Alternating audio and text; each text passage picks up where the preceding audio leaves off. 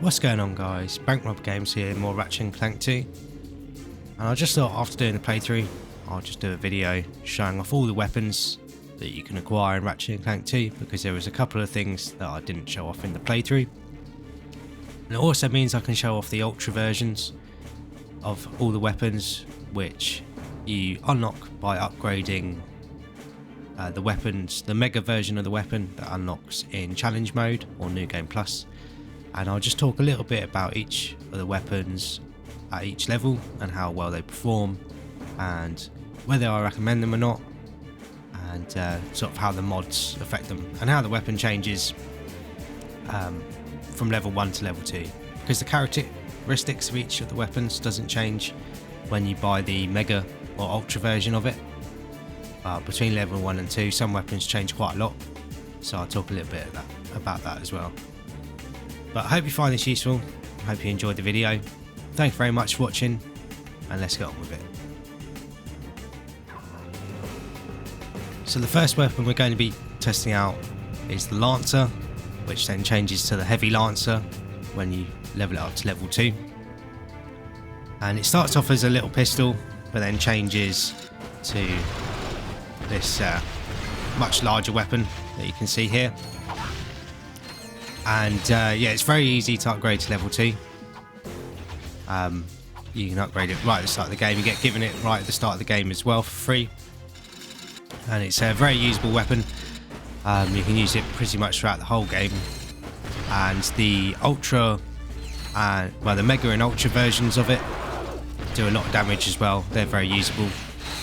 And yeah, I'd say the Shock mod is a must buy, because it allows the weapon to do damage to more than one target at a time, which is very useful when you have small groups of enemies. But you can also buy a lock-on mod, and this I wouldn't say is essential at all for the Lancer. It can help you focus on targets, but overall doesn't really change the way the weapon works at all. Yeah, definite S tier weapon, this one. And the Ultra version has a maximum ammo of 500.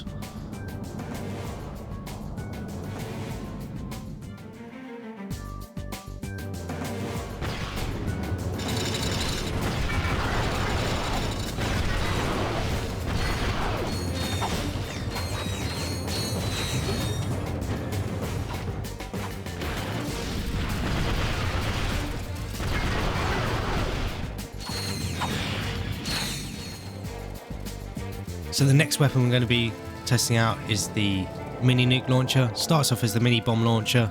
It's very powerful at taking out small groups of enemies. But then when you upgrade it to the mini nuke launcher, it's got a much wider area of effect, and also has a mushroom cloud shaped explosion. And that allows it to do damage to targets that are on the ground as well. So again, very useful.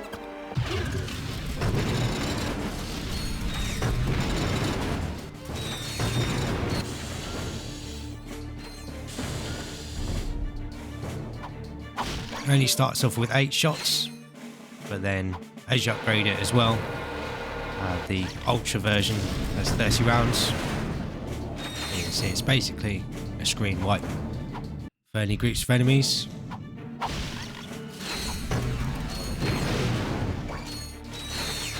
And the mods available to it is the lock-on mod, which can make it easier to destroy targets that are further away.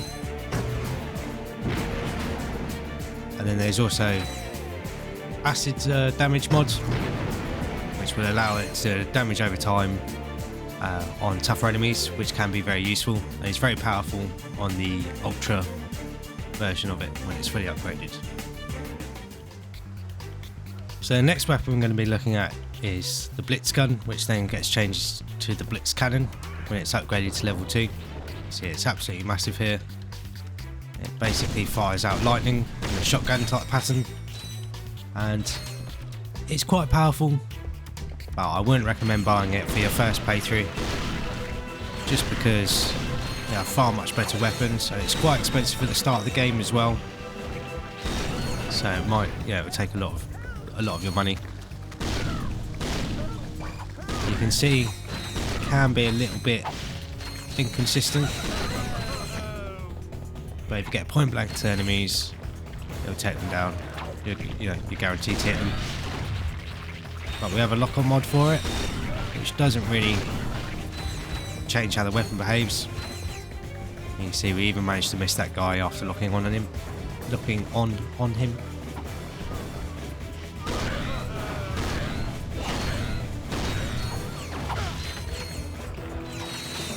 Other than looking cool and sounding quite cool, I don't think it's a great weapon. Definitely not as good as other shotgun type weapons in the series.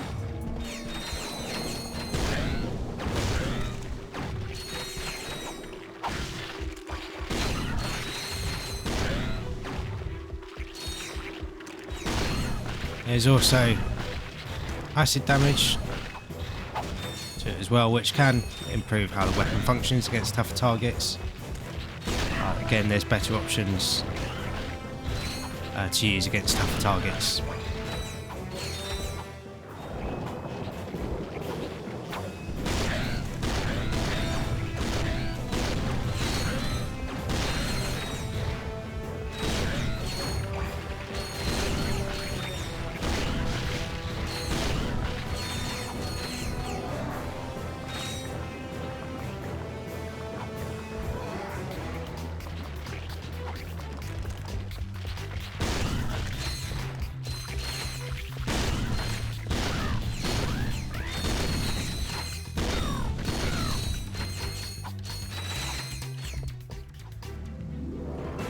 So the next weapon that we're going to be using is the chopper, which then turns to the multi-star when you upgrade it to level 2. And this weapon, in all honesty, it looks very cool, but it isn't that great. Just lackluster damage. It's not too bad when you have the mega version of it. But when you upgrade it to level 2, the star that you throw out splits into 2 more stars, and then they go off and seek other targets. Then we have the lock-on upgrade weapon mod. And as far as I can tell, it doesn't really change the way the weapon functions.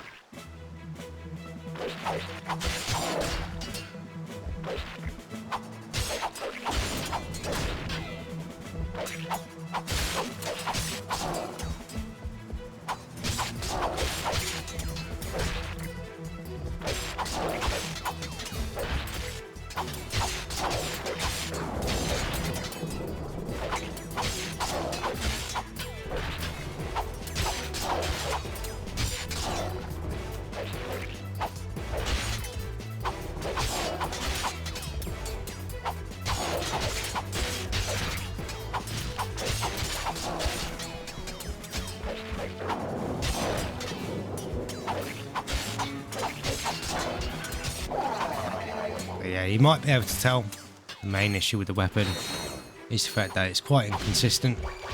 So even against small groups of enemies or larger targets like that one, you can still fail to hit a lot of your shots of the multi-stars. But at the same time, you did manage to take out the enemies that were back here as well. Thank you for choosing Megacorp, where our customers come first.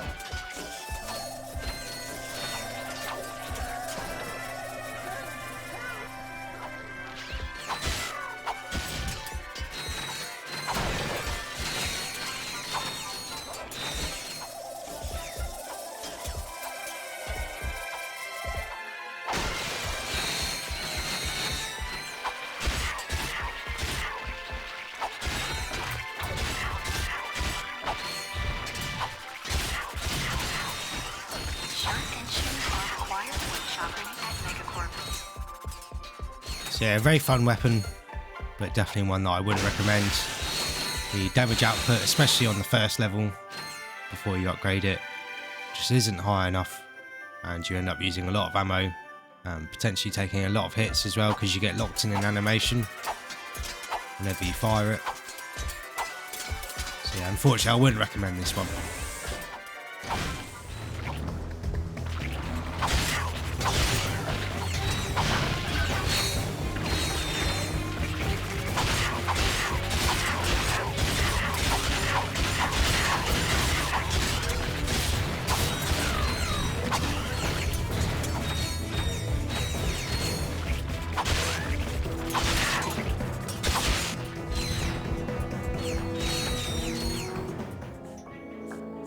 So the next weapon we're going to be looking at is the pulse rifle, which then gets turned into the Vaporizer when you upgrade it to level 2, and this is available on Indako where you rescue Clank.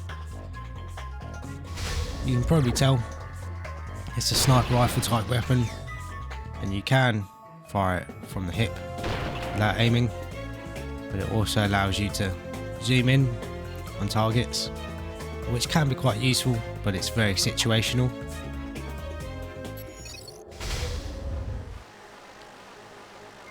And yeah, when you aim on targets, you can see the reticle flashes red there.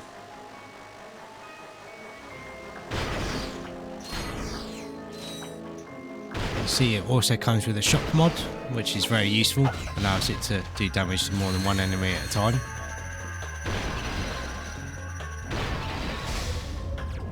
And it does do a lot of damage, but like I said, it's very situational. So I'd say I'd only recommend to buy it if there's a section of the game that you're stuck on, but you can pick off some enemies from a safe distance. Then I might recommend using it. But ammo tends to be a bit of a issue with the weapon. It doesn't have many rounds, and it doesn't do the best amount of damage at the end of the game. Very cool weapon, but I'd say unless you're struggling with a specific bit of the game, I wouldn't recommend buying this one.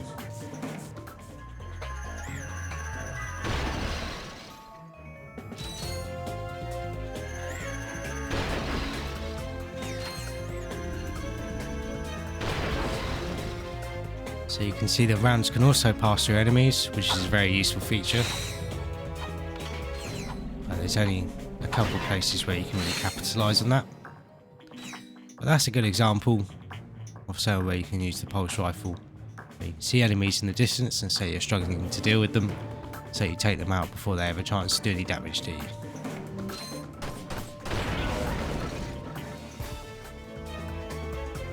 So another weapon also becomes available to purchase on Planet Indako, which is the Meteor Glove, which then also turns into the Megaturret Glove when you upgrade it to level 2. And it starts off firing in a machine gun like pattern, and then when you upgrade it to level 2, the turrets get upgraded to fire rockets. But it's definitely more of a support weapon. Even these enemies that would normally be taken out with one wrench swing, the turret sort of struggles to take them down.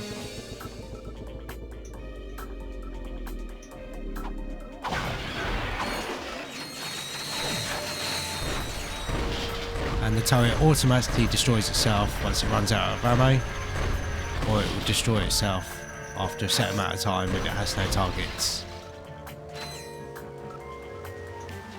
It does come with the shock mod. That does improve its damage output a little bit.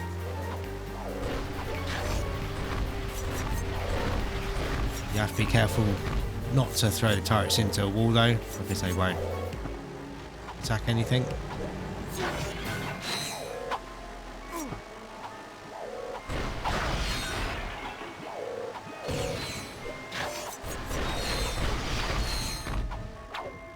It's not worth relying on solely for damage, it's definitely more of a support weapon.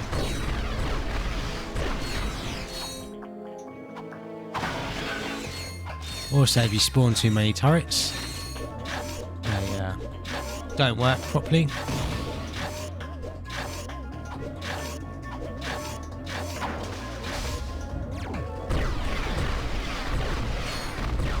So you are limited for the amount of turrets you can spawn.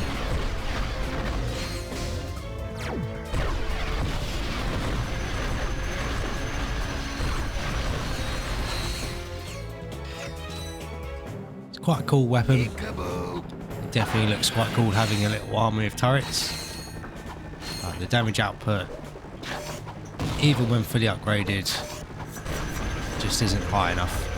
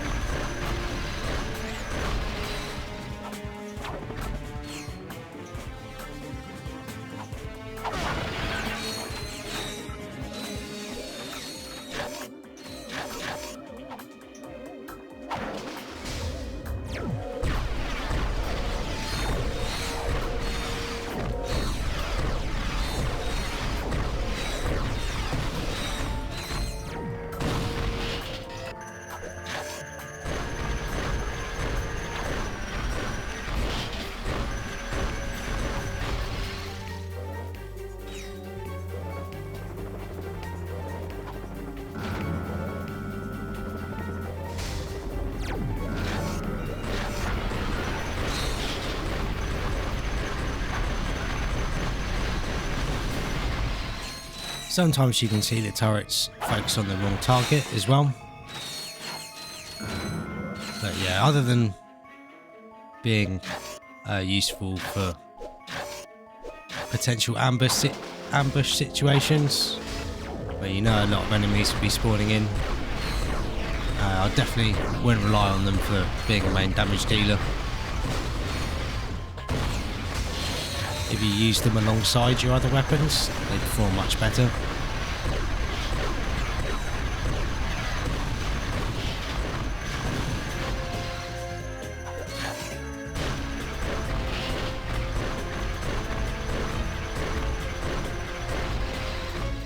Unfortunately, I wouldn't recommend this weapon. So on Planet Barlow, the next weapon you unlock is the Seeker Gun, which then gets changed to the HK-22 gun, and this is the first weapon that I'd say is worth purchasing after upgrading your Lancer and Mini Nuke. And at level 1 it just fires out a single drone that moves towards the target, and then when it gets close enough it will automatically seek onto them and hopefully destroy them. When you upgrade it to level 2, you can see it fires out 3 drones for the price of 1.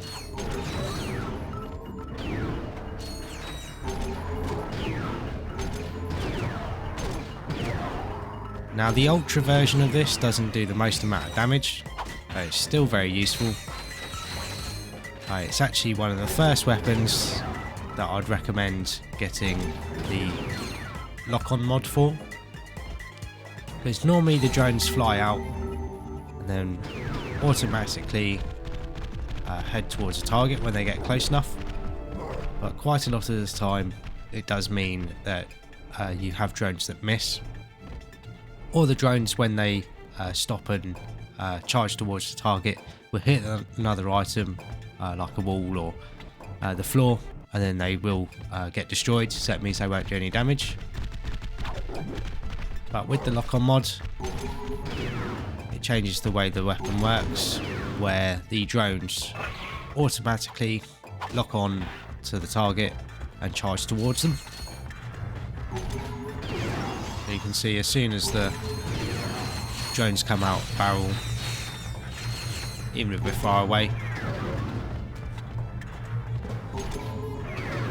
they'll automatically charge towards the target. Now you are limited for how far away you can lock on to targets. It does mean you get less crowd control with the weapon, but the shock mod helps take care of that.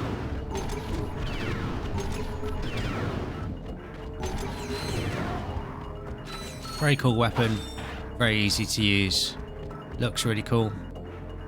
One downside to it though is the ammo pickups. They don't give you a very big amount of ammo for each ammo pickup, but you can fire it quite fast.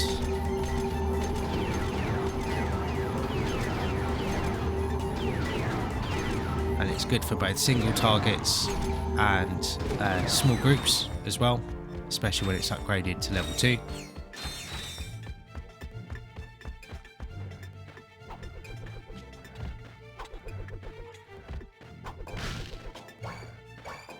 But yeah, you can see you get 4 ammo per pickup, and that's on New Game Plus, where all ammo pickups are doubled. So normally you only get 2 rounds per ammo pickup.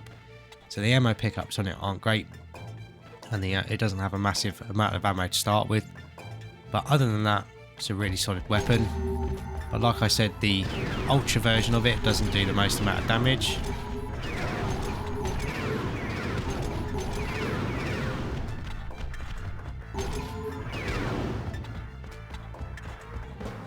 But yeah, definitely the first weapon I'd recommend purchasing, and that's available to you on Planet Barlow.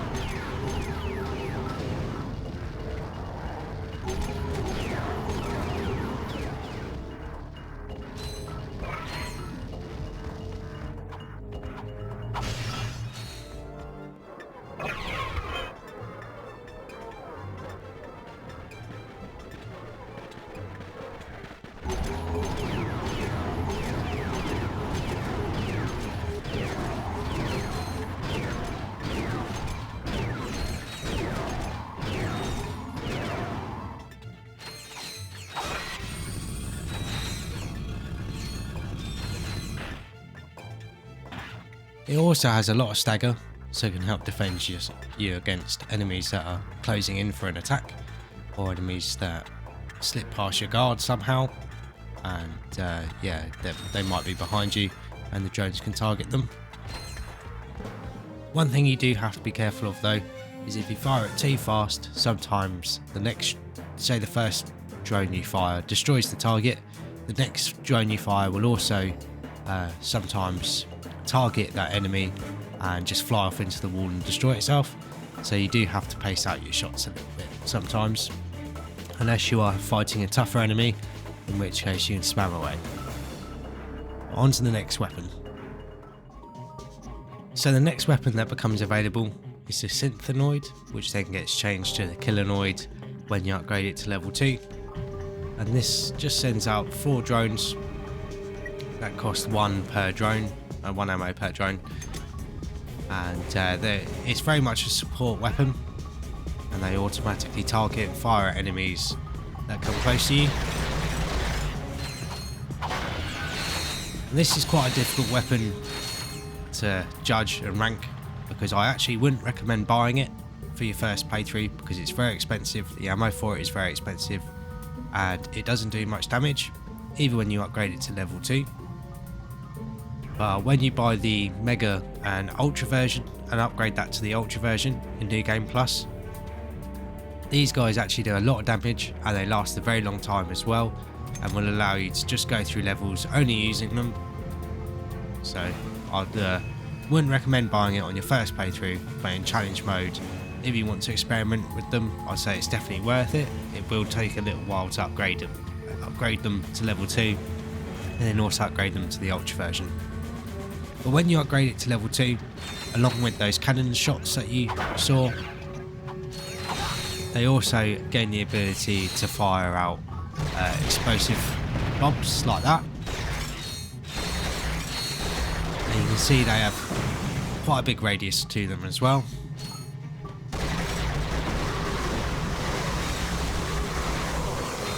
But don't rely on those bombs to take out groups of enemies, because it is quite inconsistent how often they fire them out. But the AI is actually pretty good, and they do a good job at targeting enemies and firing at them automatically for you. Like I said, in the first playthrough they don't do much damage and aren't that great, and very much a support weapon. But when you upgrade them to the ultra level, they do a lot of damage and stay out for a long time. So you can very much rely on them to take care of any enemies for you. Even tougher targets like that go down with not too much trouble.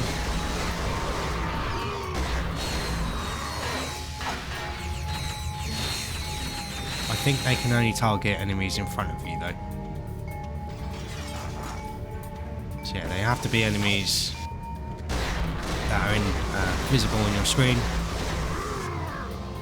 that they'll target. But other than that, the fully upgraded version is, I wouldn't say it's a must buy, but it's very much worth the purchase.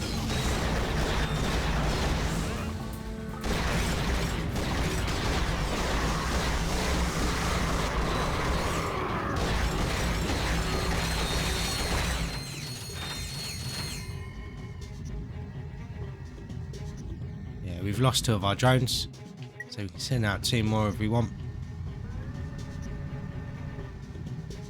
But the level 1 drones and level 2 drones would have disappeared a long time ago. They definitely wouldn't have allowed us to make it through that section.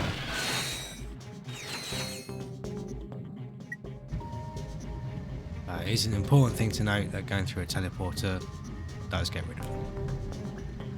But yeah, like I said, it's a difficult one to judge and rate how good it is. But they can be quite fun, especially on the Ultra version. But I probably still wouldn't recommend it on your first playthrough and buying the normal version because they're very expensive. But on to the next weapon. So the next planet you unlock some new weapons is planet Tabora. This is the desert planet with the first crystal hunt challenge on it. And the first weapon you unlock is the lava gun, which then changes to the Meteor Gun when you upgrade it to level 2. Level 1, it basically acts like a hose that does a lava stream and does pretty good damage over time to enemies, but it can be quite difficult to use. But the Meteor Gun, thankfully, is very much improved and much more usable in different situations.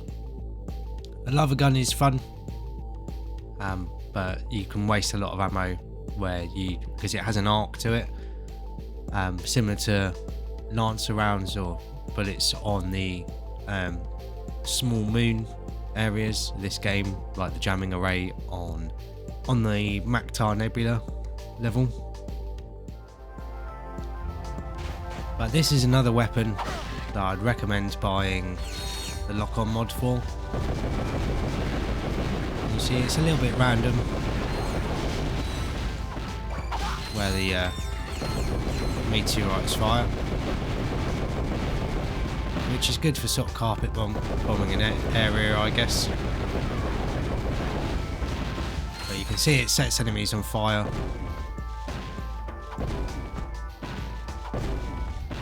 And it also has the acid damage mod available to it. So overall it does pretty decent damage over time, but with the lock-on mod, working here against these guys, yeah, with the lock-on mod normally you can extend the range on it to be much further.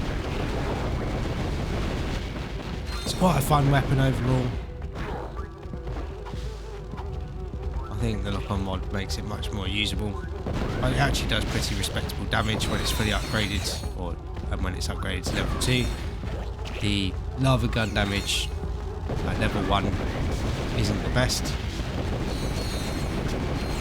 but yeah, against larger targets that the lock-on targeting circle isn't so close to the ground, I'd really recommend the lock-on mod, just because it really extends the range of it.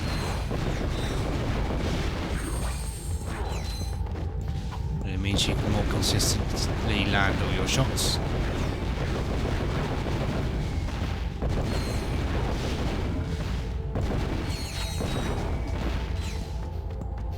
But yeah, overall a very fun weapon. The lava gun is a little bit difficult to use.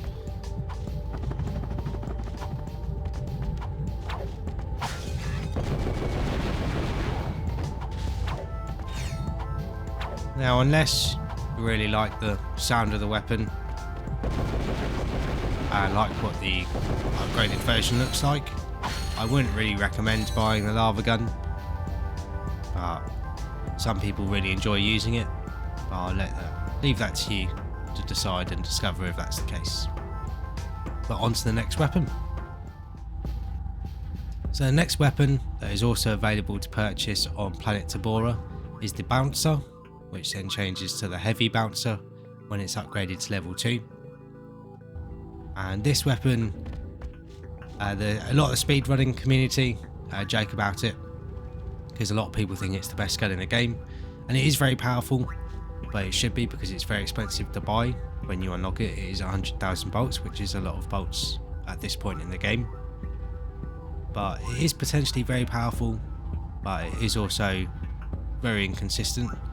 It's very much luck of the draw where the smaller bombs go, and if they make their way towards the other enemies. If everything works out, you should be able to destroy massive groups of enemies.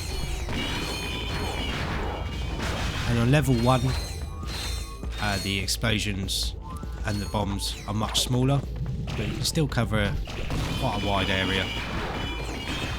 But on level 2, you can see the explosions are absolutely massive. We hit this guy all the way over here, which also shows off the fact that it does have an acid damage mod available to it. You can also have a lock-on mod, which can help make sure that you hit the targets, considering the rate of fire is quite slow.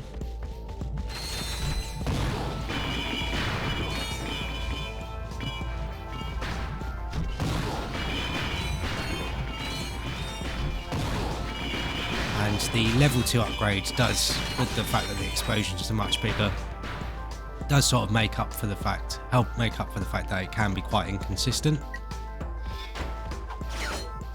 But yeah, we use this throughout the main playthrough of the game on the channel, so you can see that it is very effective. I wouldn't recommend it for airborne targets though. But yeah, overall a very fun weapon to use if you don't mind the clinking sound. So I would personally really recommend buying it. It can help you take care of large groups of enemies, and it's also good for single target damage. But like I said, it is also very expensive.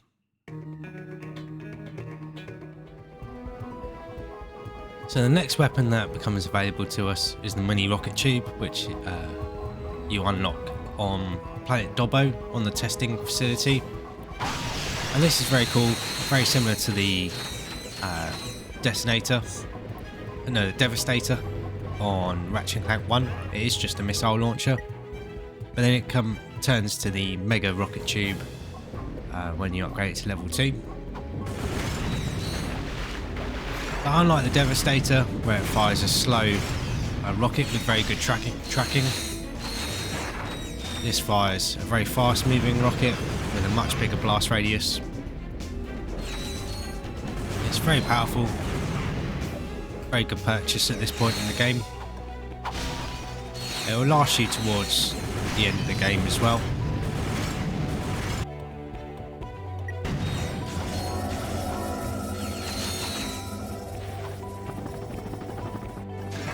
You can also fire very fast if you're facing a group of targets.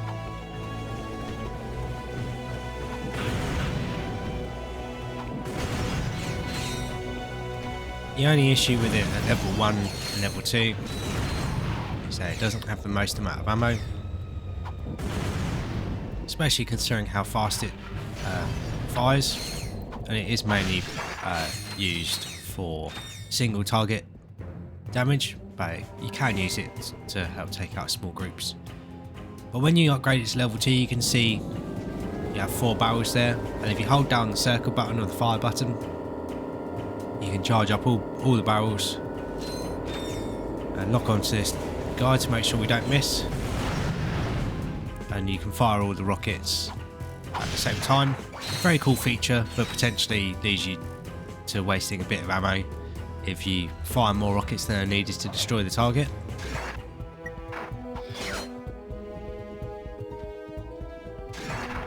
But it also has the acid damage mod, which is quite useful. You can see these guys actually only take one rocket. You make use of the acid damage mod.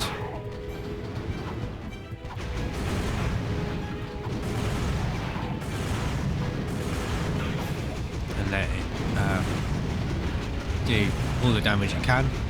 You see its health going down there on the lock-on circle. Didn't quite manage to take him down though.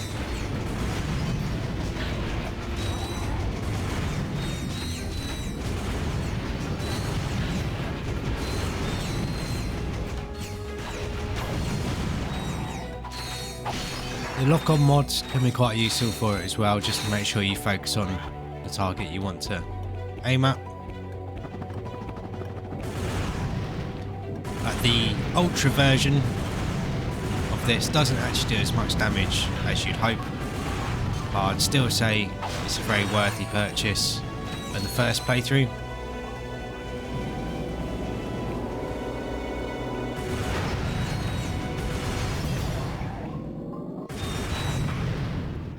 So yeah, you don't have to fire all 4 barrels. You can just fire as many barrels as you like.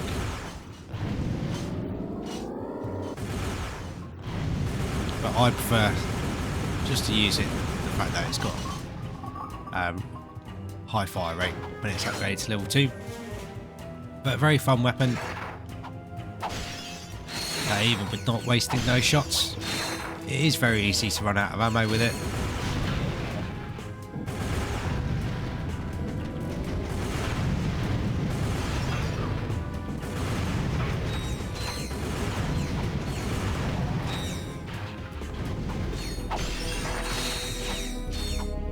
Yeah, I'd recommend either getting this or the bouncer. If you don't want to buy both of them, and you only want to buy one, I'd say that's a good choice to make at this point in the game. And this is also much cheaper than the bouncer, which costs 100,000 bolts. I think this is about 50,000 bolts, 45,000 bolts. So it's much easier to afford at this point in the game as well. But yeah, I'll definitely recommend buying it if you haven't bought the bouncer, or even if you have bought the bouncer and you have the bolts because you've found the crystals in the desert on planet Tabora. I'd very much recommend buying the mini rocket tube. It does take a little while to upgrade though to the mega rocket tube. Well worth the upgrade. But on to the next weapon.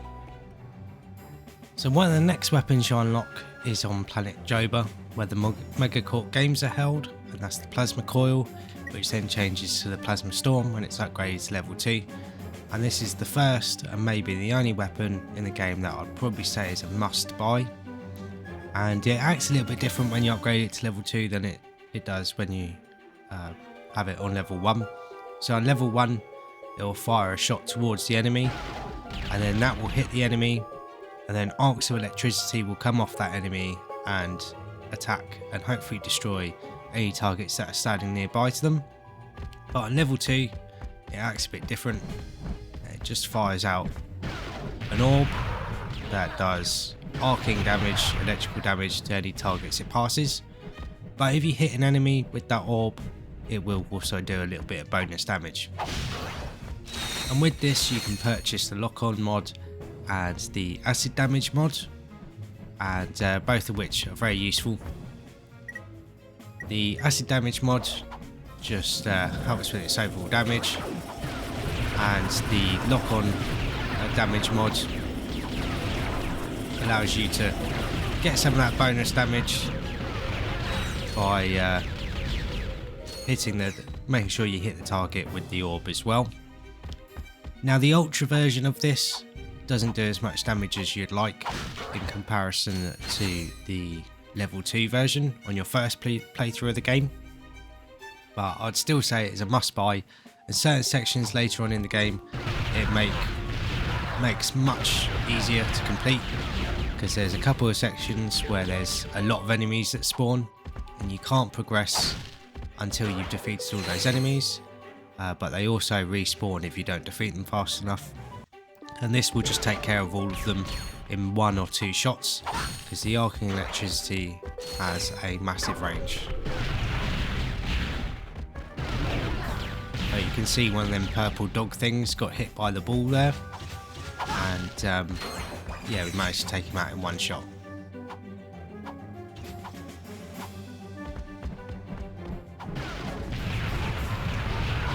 It just makes certain sections of the game much easier. It does good single target damage and has pretty much unparalleled group effectiveness, just with the fact that you can take out a massive group of enemies with a single orb. The group effectiveness on level 1 is still pretty good. When the orb hits an enemy and arcs electricity to other enemies, it actually has a pretty decent range, and it does a lot of damage as well.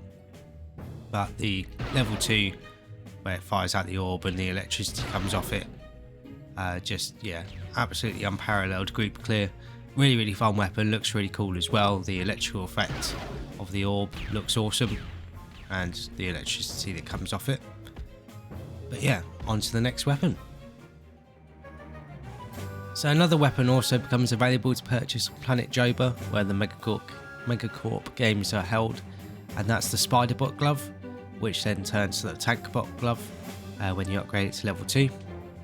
And this is another weapon that changes quite a lot when you upgrade it to level 2. On level 1, you just fire out a remote control spider that acts as a mine. You take it towards the enemy. You can see you've got a timer there on the bottom right with how long it has to last. And you press the circle button and it blows up, doing a decent amount of damage. You can see with the acid damage mod it managed to take out all those guys. But on level 2 it just changes to the Tankbot, which means if you press the square button you get a little machine gun, which actually does a pretty decent amount of damage, and it's got a good fire rate and range. Or you can press the X button and fire out a main cannon shot, and the longer you hold the X button the further it travels. But you can fire them at the same time, but you just can't charge the cannon shot.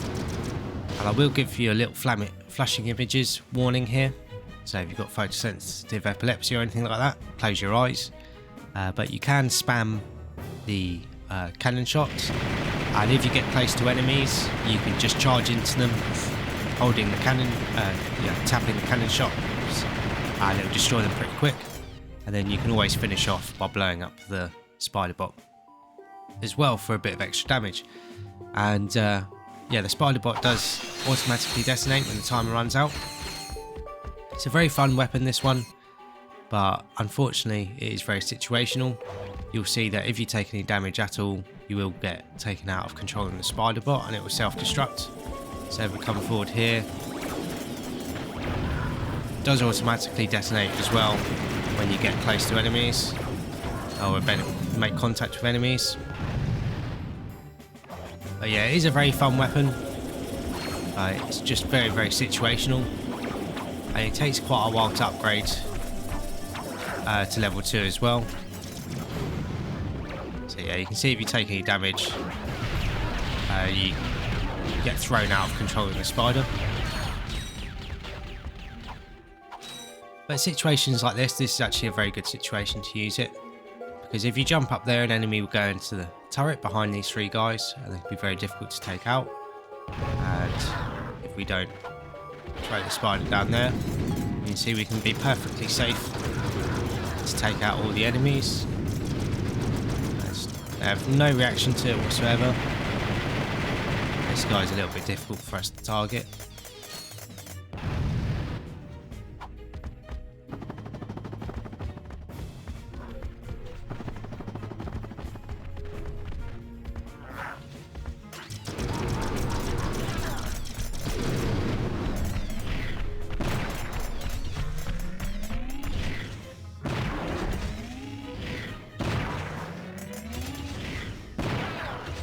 So you can see both the attacks do pretty good damage, the Spiderbot, and then like I said, you have also got that explosion. But yeah, it is a really fun weapon to use, and the only reason why I'd really recommend it, because of how situational it is the fact that it is required to buy the Spider-Bot Glove. You don't need to upgrade it to the Tankbot in order to get some of the Platinum Bolts. So if you're after all the Platinum Bolts in the game, it is a must buy. But if you're not worried about the Platinum Bolts, I would say you don't need to worry about buying it.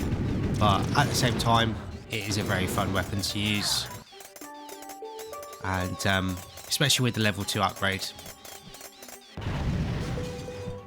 So very much up to you if you buy this one, but just remember it is a very situational weapon, but then you do have that fun factor. Let's move on to the next weapon. So the next weapon you can unlock is in planet Todano or Todano at the testing facility, and it's the Hoverbomb Glove that then changes to the Tetrabomb Glove when you upgrade it to level 2. And this is a weapon that again changes the way it functions a little bit between level 1 and level 2. So on the first level, it just fires out one remote bomb that you can control and then detonate when you choose. But at level 2, it fires out 5 bombs that you can control and detonate when you choose. So you have a choice when you fire the weapon. You can either tap the circle button, and then it leaves you free to move around. You don't have any control over the bombs until you press circle again in order to detonate them. But it does leave you free to move around. Or if you hold the circle button, you can use the left analog stick to control where they go. But they carry on moving forward slowly. And then when you let go of the circle button, they all detonate. This is another weapon that is very situational, very much like the tank, the spider tank, or the Spider-Bot Glove. You can see with the Hoverbomb launcher, when it upgrades to the Tetrabomb launcher, it does potentially allow you to take out a lot of enemies at once. And interestingly, it's actually one of the highest damaging weapons in the game per shot when you upgrade it to the Tetrabomb launcher. So if you're just after one of the weapons that does the most damage, I would say buy this weapon. But just because of how situational it is, I would say it's, you know, I wouldn't recommend it very strongly to buy. But it is a very fun weapon to use at the same time. You can also purchase a lock-on mod for it. I would say it's not necessary to purchase that at all, because if you lock onto an enemy, you would think it would send all the mines towards it, but it doesn't. It just sends one. You saw the first mine we launched on the right went towards the enemy, but all the rest of them just carried on a flat trajectory. And thankfully they hit them because the blast radius is really, really big. But you can see not all the mines headed towards that little squirrel enemy there. So I would say the lock-on mod, you know, you don't need to buy that at all. But other than the fact that it has got one of the highest damage, one of the highest damaging weapons of the game, I would say I wouldn't really recommend this weapon unless you really like the idea of the way it functions. But yeah, on to the next weapon. So the next weapon that we're going to be testing out is actually found on this planet. You don't need to purchase it. And you find it by going down that route there. And it's the sheepinator. So very similarly to Ratchet and Clank 1, it shoots out a beam. There's squirrels that spawn here later, but you can attack them before they spawn. It shoots out a beam that turns enemies into sheep, and when you upgrade it to level 2, it turns to the black sheepinator, and this causes enemies to explode. The sheep they turn into to explode. So if we turn this guy into a sheep, the other enemies will be drawn to it. For whatever reason, he wasn't going boom there.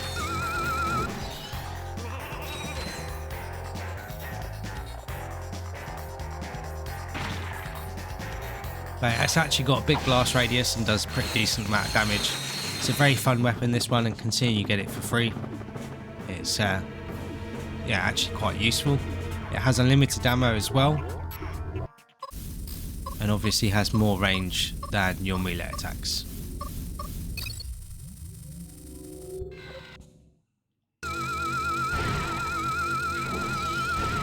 A couple of downsides to the weapon is that it is a little bit difficult to aim. It doesn't have any lock-on feature, which would make it much better. And you also can't use it in the air. So you can see, whenever you jump, I've still got my finger on the circle button, but whenever you jump, you can't fire it in the air. So without the lock-on feature as well, certain enemies like this, it isn't very good for using against.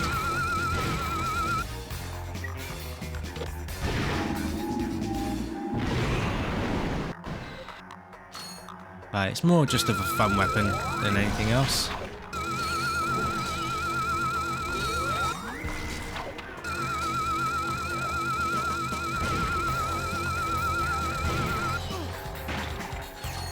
And the black sheep also distract enemies, and yeah, can take a little bit of focus off you, which is quite useful.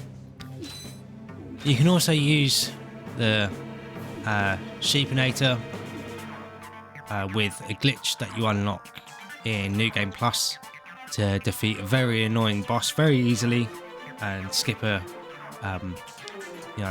quite a slow boss fight, which is a cool boss but can be a little bit tedious on repeated playthroughs. So I'll make sure to show that off as well for you guys so you can see that. That'll be next. But yeah, overall, I can't really not recommend this weapon because you get it, you get it free. You don't have to purchase it. But it's a very fun weapon, and for small groups of enemies like these squirrels, it can really make dealing with them actually quite a lot easier, especially when you get that black sheepinator upgrade where they explode and distract enemies. But yeah, it's a very fun weapon. It does take a little while to upgrade though, especially considering some enemies take a little while to change into sheep with the level 1 version. But yeah, I'll quickly show off that glitch for the boss using the sheepinator, and then we'll move on to the next weapon. So I'm going to just show off a glitch you can do with the sheepinator, but you do need to be on New Game Plus or Challenge mode to do this, because it does make use of the first person mode that you unlock when you enter challenge mode. But on Snivlac, after you cross the bridge, get to this section here where you get ambushed by enemies.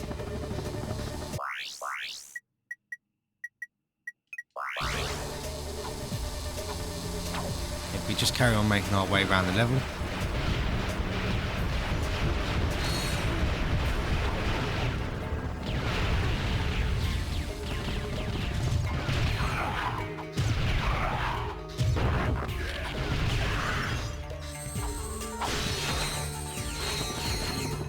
make sure not to break this crate to avoid getting ambushed.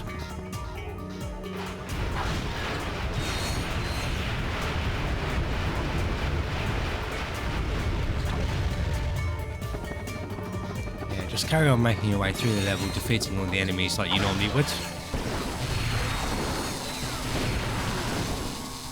Hope you're taking a little bit less damage than I am. And here you have to break this crate in order to get this ambush.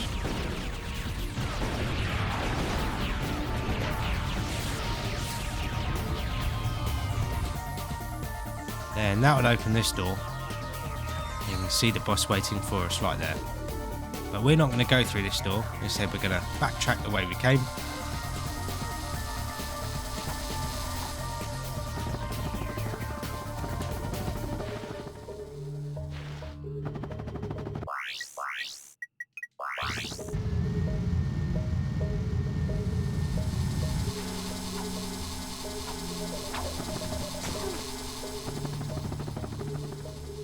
You can see now the boss has spawned in, so we can see him here.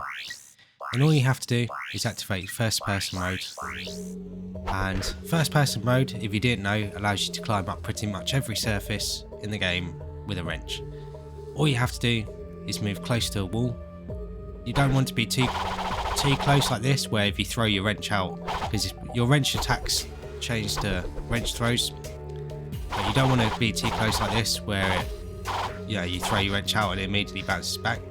But if you double jump and then just continually press the square button to throw your wrench, you will just descend the wall. And it can be a little bit disorientating, but you can climb around, move left and right. If you get really good, you can make your way around corners by moving the right analog stick as well. But we're going to use that here just to climb over these barriers. And again, all you have to do that is double jump and then throw your wrench at the wall, and for whatever reason you'll climb it up it. And then now thankfully you can deactivate first person mode. If you equip the sheepinator, it might take you a couple of seconds to find the point where you can see the bar filling up there to turn this guy into a sheep, but it does take a little while. You can also try using the decoy glove that you get from the Ratchet and Clank 1 weapons vendor to clip through that wall, but I imagine it's quite inconsistent.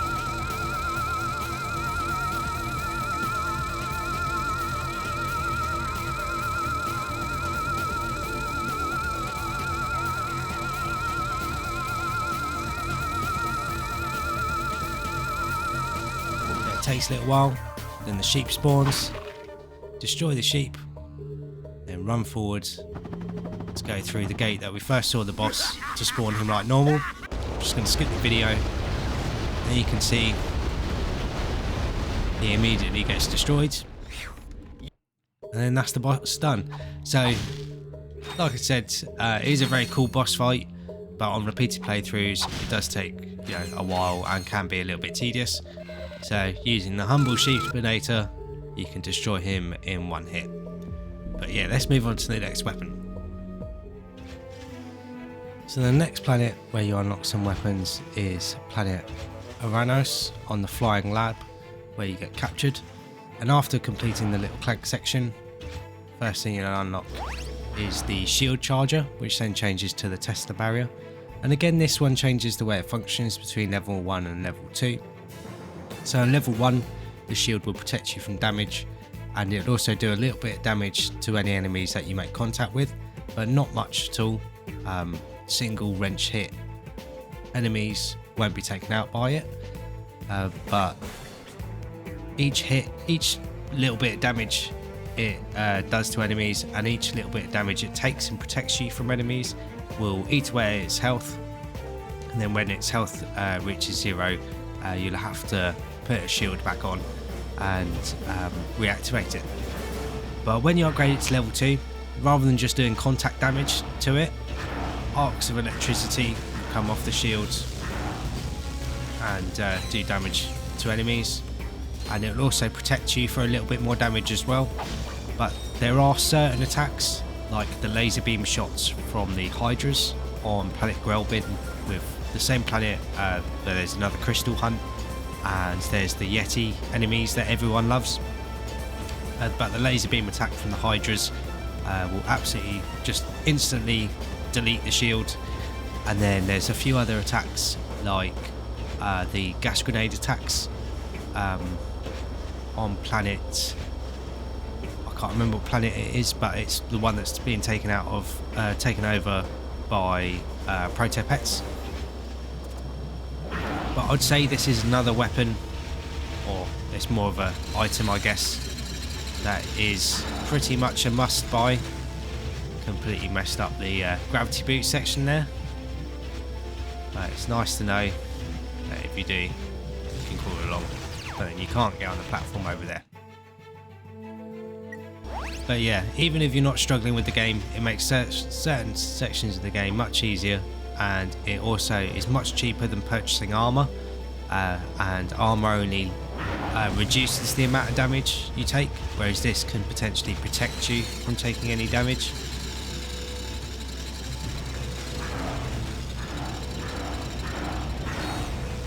And it also does a lot of damage to enemies as well. So yeah, I'd definitely say it's almost could be considered a must buy, the shield charger.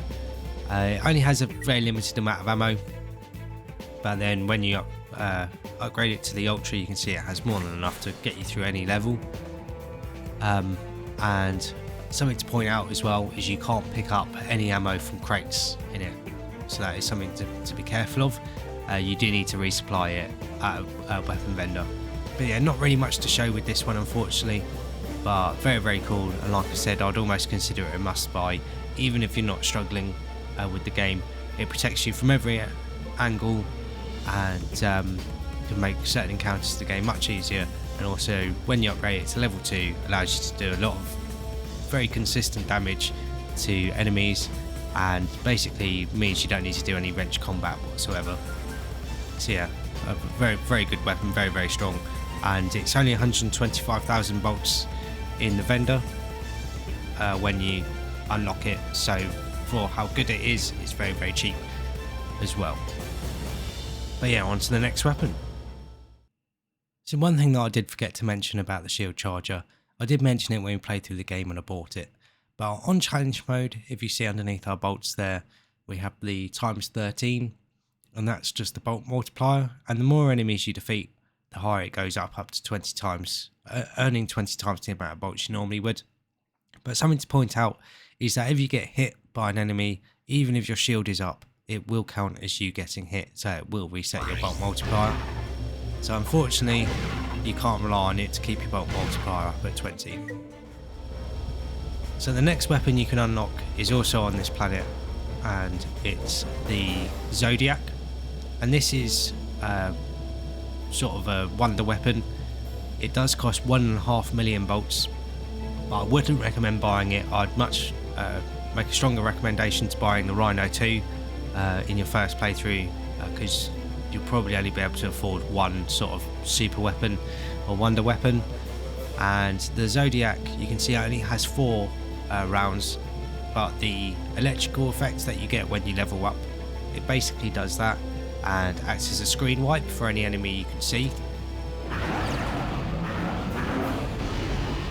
But you can see it does take a little while to activate, so in between pressing the circle button, yeah, there's quite a long animation that plays before you can before it actually fires. And it is quite powerful, but there aren't many situations in the game that you get overrun and actually need it, and it doesn't actually do that much damage against bosses, especially with the fact that it only has 4 rounds. And yeah, I wouldn't recommend buying it at all, really. Just for the amount of money it costs, I don't think it's really worth it. It looks very, very cool. You know, the effect is very, very cool, but that delay also means that you tend to take a lot of unnecessary damage, and it's not very fun either. It's a very cool idea, but it doesn't have much of a fun factor.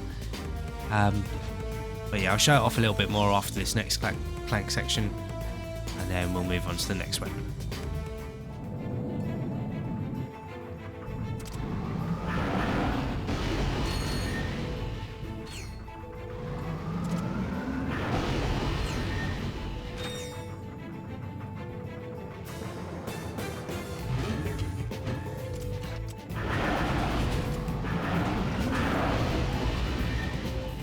So yeah, another reason why I wouldn't recommend the Zodiac is it's basically redundant.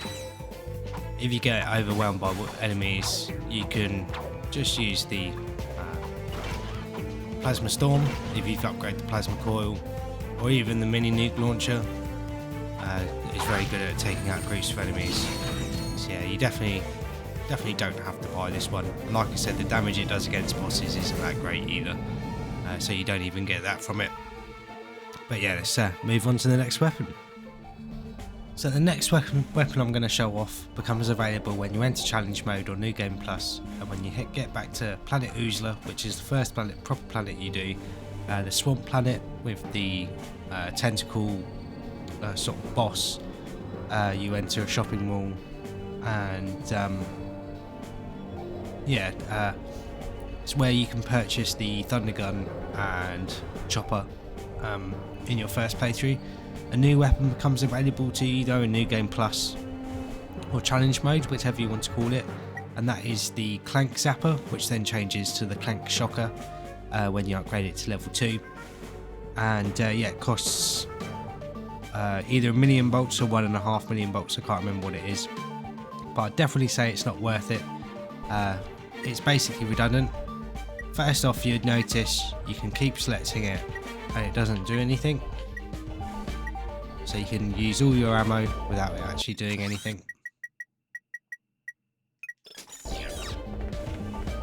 But what it's supposed to do is automatically attack enemies. You'll see Clank's antenna light up green, and then sparks of electricity will jump from you to the enemies and it'll do some damage. So it's very much a support item again. Yeah, it's just a sort of passive use. And then when you upgrade it to level 2, his eyes will glow red and shoot laser beams as well at any enemies that are behind you. So say there's a Yeti behind us now. As well as getting the electricity arcing from Clank's antenna, he'll also have laser eyes like Superman. But yeah, it doesn't do a lot of damage, and it's also fairly redundant with the fact that items like the Tesla barrier exist that have exactly the same use, but they're much better. One of the main issues with the Clank Zapper or Clank Shocker is that it's very inconsistent and it's difficult to tell when it's actually active, and sometimes Clank's antenna will glow green like that, but it won't actually shock any enemies. You can see the laser eyes working there, and it does set enemies on fire, so it does do a little bit of a damage over time effect. But you can see it's definitely not enough to protect us from all these enemies, whereas we can just put the shock barrier on and not have to worry about getting hit really. So yeah, the Clank Zapper is basically redundant. You don't need to buy it. It costs a lot of money and it's very inconsistent in its use, which is a bit of a shame. If it just functioned like a passive upgrade that meant Clank shot laser beams out his eyes at enemies from behind you, that'd be fine. But yeah, it's just a little bit too inconsistent really. And like I said, when you have the Tesla barrier, which does a lot more damage per shock and also offers you that protection, and you know exactly when it's active as well, with the fact that you have a shield around you, it's just a much better choice. You see these guys can't even touch us. So yeah, that is the Clank Zapper. It's a bit of a shame that it's such a disappointment of a weapon, especially considering how much it costs. But yeah, like I said, it is a bit of a shame. But we'll move on to the next weapon, which will be the last weapon as well, and it's a fun one.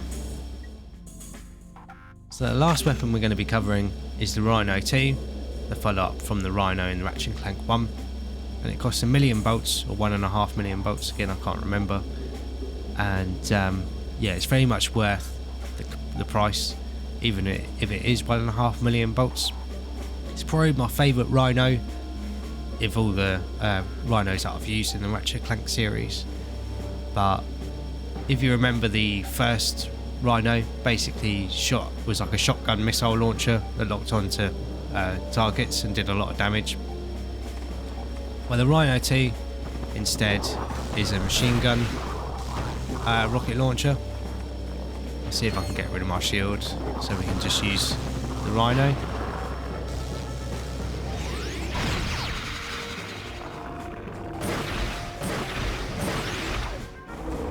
It does a lot of damage, and you can see with 100 rounds it has a lot of ammo as well. It also can lock onto multiple enemies at the same time, well, target multiple enemies at the same time, but it does have a lock-on mod you can purchase for it.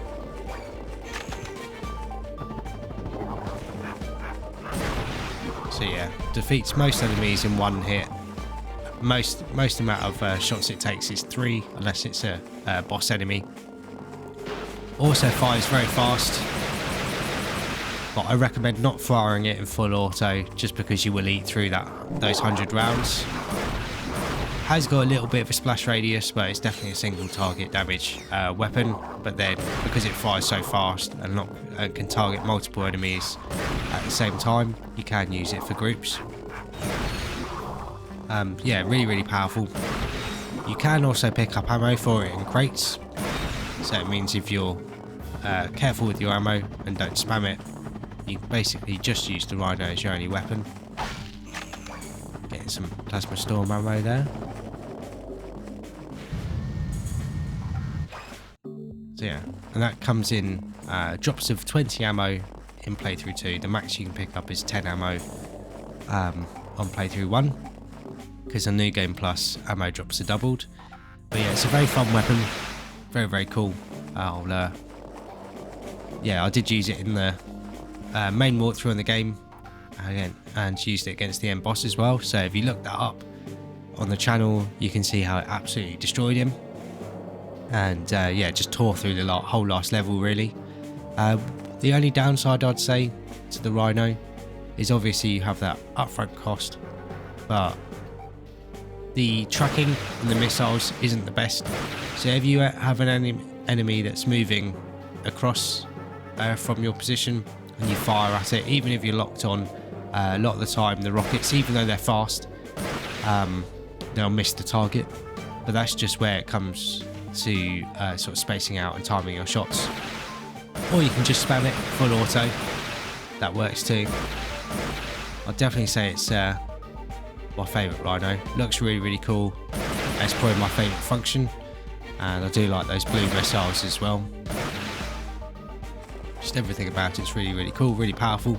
So we'll take out a few more enemies here, just so you can really see how powerful it is, and that'll be the end of the video.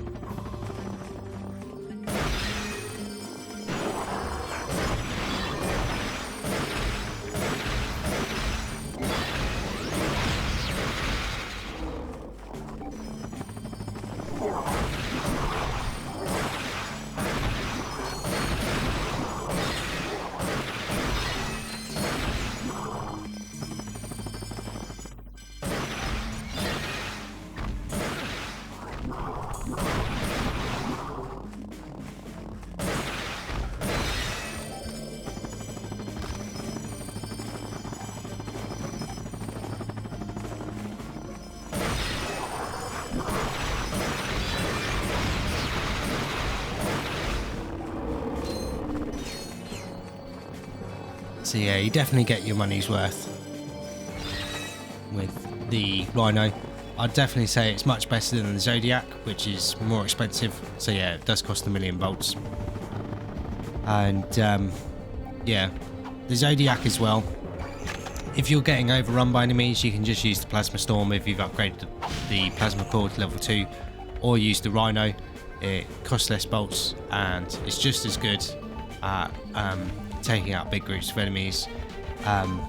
and you don't have to wait for that animation to play out to destroy them.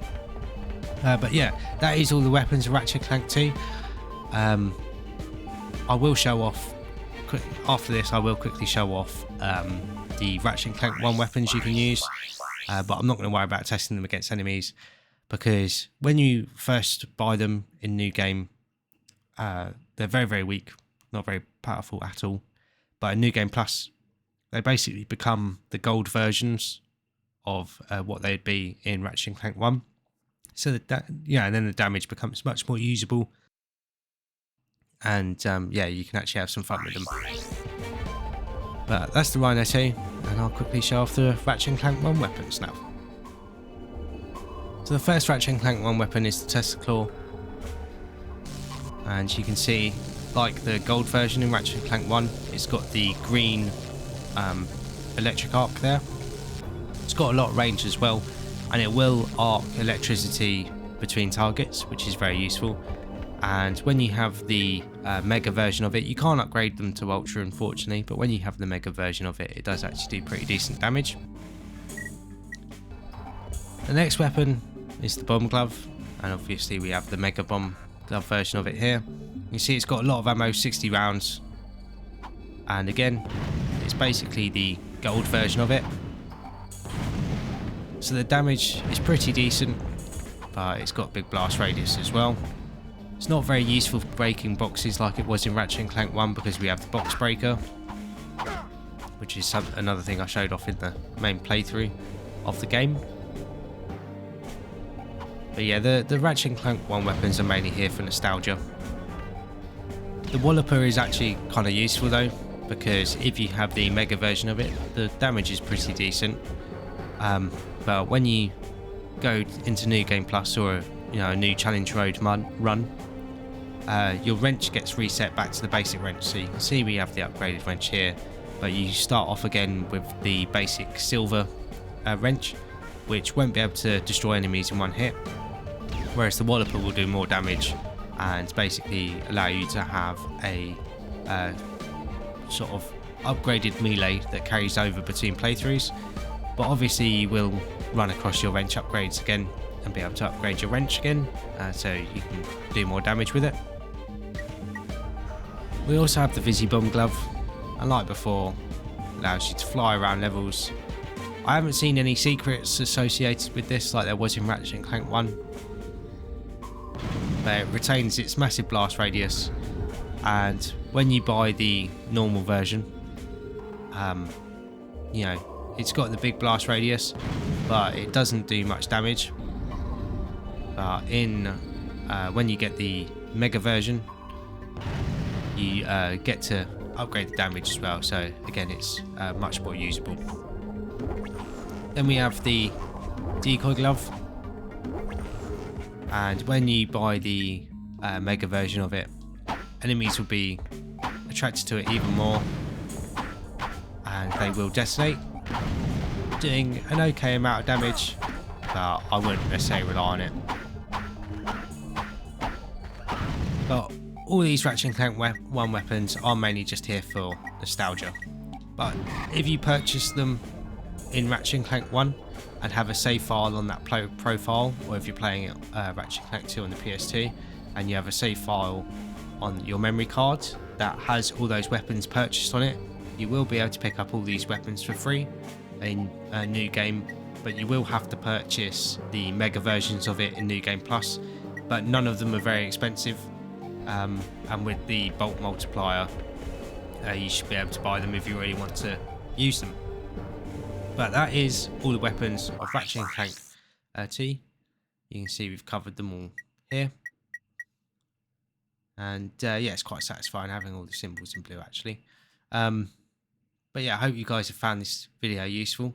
If you want to see the weapons in action, or a lot of the weapons in action under sort of normal circumstances in New Game rather than in challenge mode or New Game Plus, I recommend going back and watching the walkthrough, so you can see what they're like on level 1 as well. But yeah, like I said, I hope you guys have found this video useful. If you have, please like and subscribe for more. I'm definitely going to do the other Ratchet and Clank games in the series, and I'll probably showcase all the weapons for those games as well. But yeah, I hope you guys have enjoyed this episode. Thank you very much for watching, and I'll catch you guys in the next episode.